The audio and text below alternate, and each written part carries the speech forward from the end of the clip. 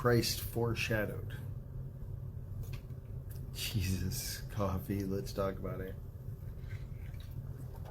Zombie. Did not sleep good last night. It's going to be a long day. So I want to go into Genesis 22 and talk about the foreshadowing of Jesus. Way back in Genesis, you saw the foreshadowing of Jesus in Abraham. And Abraham's faith was tested. Just to give you kind of a context of the story, Isaac, his son, Abraham was told by God to go and sacrifice his only son. And this is the son that Abraham was promised. So he's like, But he shows great faith in this. But I want you to see the foreshadowing of Christ in this.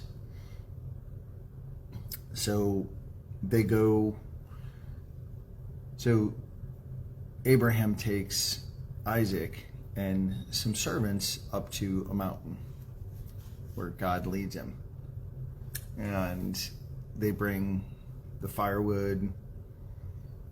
You know, they bring the wood for the altar. They bring the, because it was going to be a burnt offering. They bring the firewood and they leave the servants and the donkeys. And listen to the faith that it took them. He says in verse 5, Abraham said to his young men, the servants, Stay here with the donkey.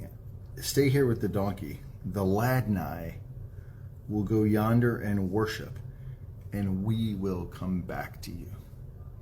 He knows that he was told to sacrifice his son, yet he believes in God and says, the young lad and I will be back.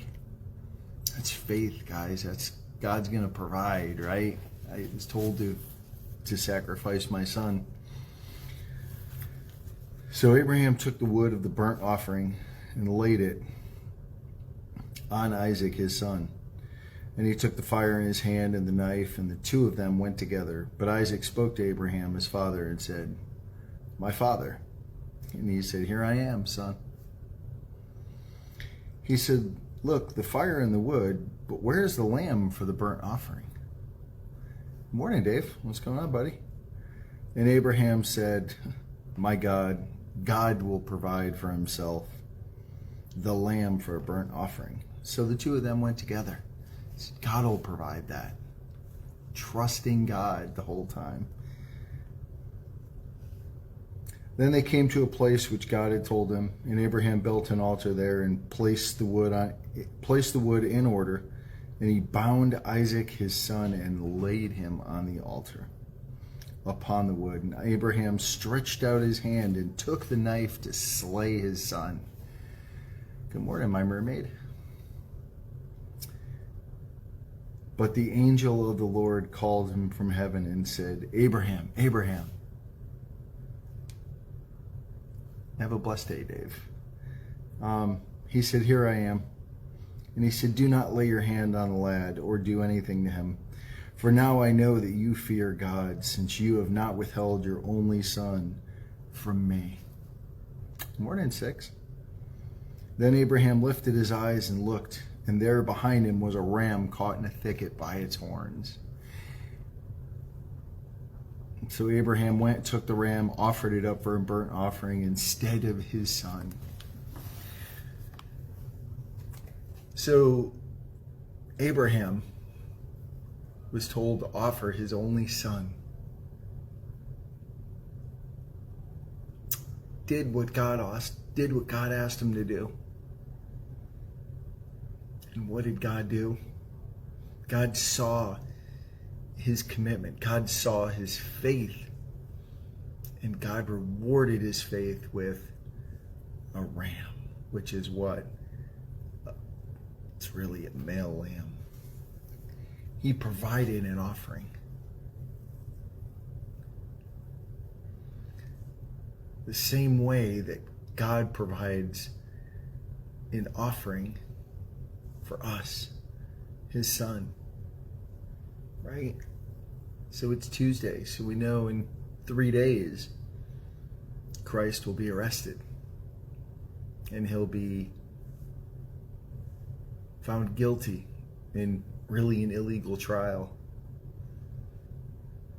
and he'll be beaten, and Barabbas will be released. We'll talk about Barabbas later. God gave us a way out the same way he gave Abraham a way out. God offered his only son as an offering for us to pay the penalty for the wrath that we deserve. He wrote a check that we can't afford. He paid a penalty that we can't pay. Doesn't matter what we do, we can't pay that penalty. That penalty's already been paid.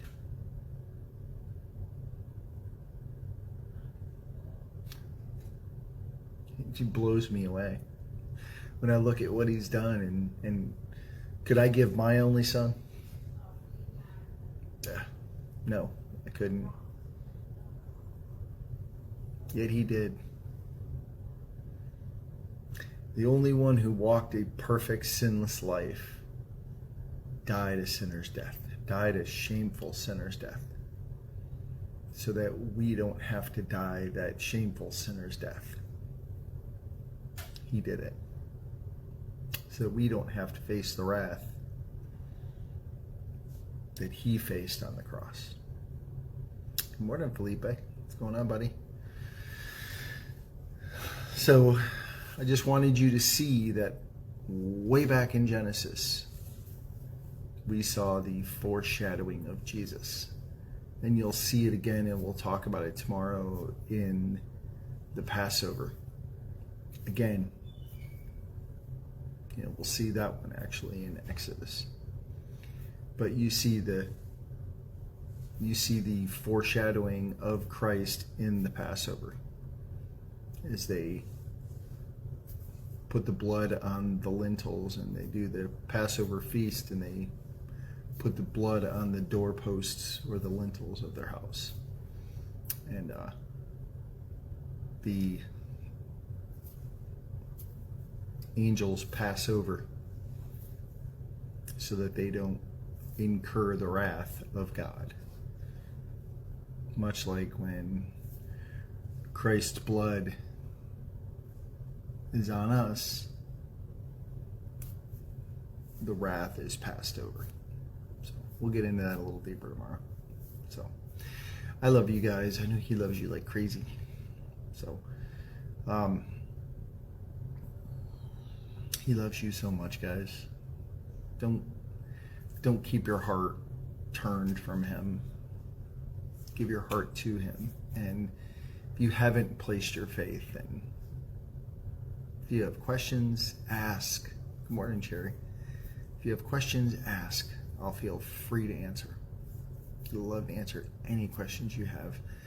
But don't turn around and live your life separated from God.